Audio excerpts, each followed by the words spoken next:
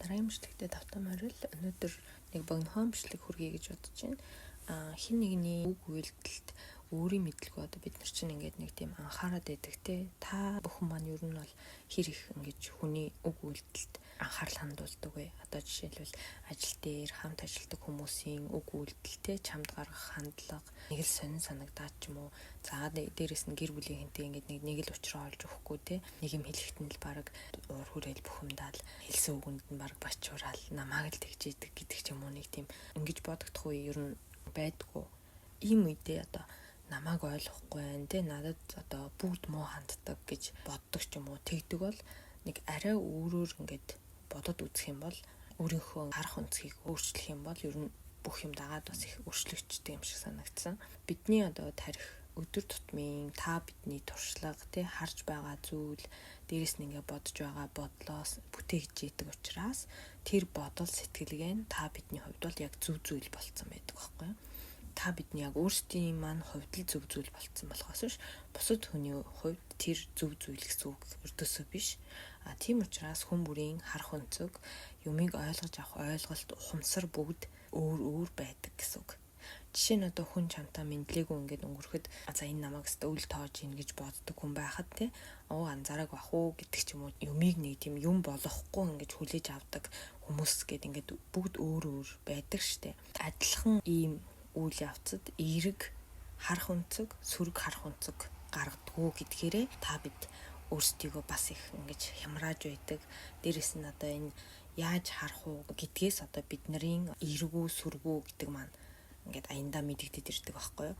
Олон жилийн өмнөөс нь бол би одоо хүн мэдлэгийн өнгөрөхөд энэ одоо яхаар хүнтэй мэдлэлтгүнд гэдэг юм уу тийх байсан байж магадгүй. Одоо л ер нь нэг тоохгүй баг анзаарахгүй тэгэл за гэл эсвэл өөрөөсөө мэдлэлдэг ч юм уу те зүгээр л ингээд юмыг ер нь бас бид нар ингээд нэг тийм энгийн тэгээд бас нэг хит хүндрүүлэхгүй хүлээж аваа сурчуулаас зүгээр юм шиг санагдаад байдیں۔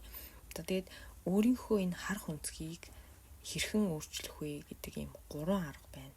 Нэгдүгээрт нь болохоор нөгөө талын хүнийхээ одоо байранд очиж нөхцөл байдлаас бодож үзэх арга гэсэн үг. Бонор болохоор эмпаши тренинг гэж хэлдэг байхгүй юу? Тэр нь одоо юу гэсэн үг юм бэ гэхээр хэрвээ би байсан бол яах байсан бол гэдэг ч юм уу те. Энэ хүнд ямар байгаа бол гэж бодож үзснээр нөгөө төсөөлөх чадвараа ажилуулж байгаа гэсэн үг байхгүй юу? Тэгэд ингэснээрээ нөгөө таны шууд ингээд энэ яагаад ингэж юм бол над яагаад ингэж хандж байгаа юм бол гэдэг нөгөө их одоо бухимдал төрүүлээдсэн бодол чинь бага болно гэсэн үг. За тэгээ хоёрт нь болохоор өөр арга ч юм уу те өөр зүйл орлуулж бодох арга гэж бас байдаг. Энэ болохоор хүний үг үйлдэлд маш олон төрлийн үзэгдэл, олон төрлийн нөхцөл байдал бий болцсон байдаг шүү дээ. Нэг үйл явдалд гэхэд маш олон үзэгдэл ингээл харах өнцөг байж болдог те. Хамт ажилладаг хүн чинь юм уу дарга чинь одоо ингээл өглөөнөөс хойш таагүй бухимдөө байлаа гэж бодъё л доо. Тэгвэл та байсан бол одоо яах вэ?